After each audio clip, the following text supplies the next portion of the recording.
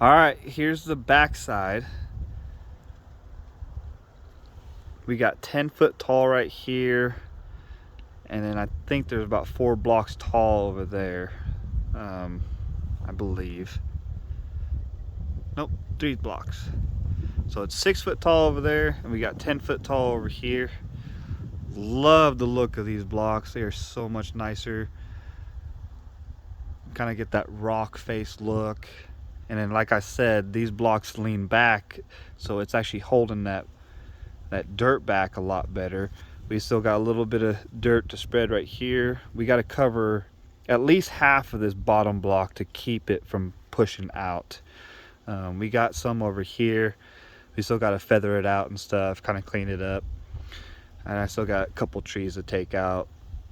And over here we got kind of like a French drain on the backside to keep water out from the inside, kind of washing it out. So we got a drain all the way across.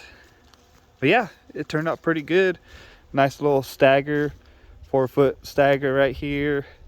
Got a 4 foot stagger over there. Very happy with the way this turned out.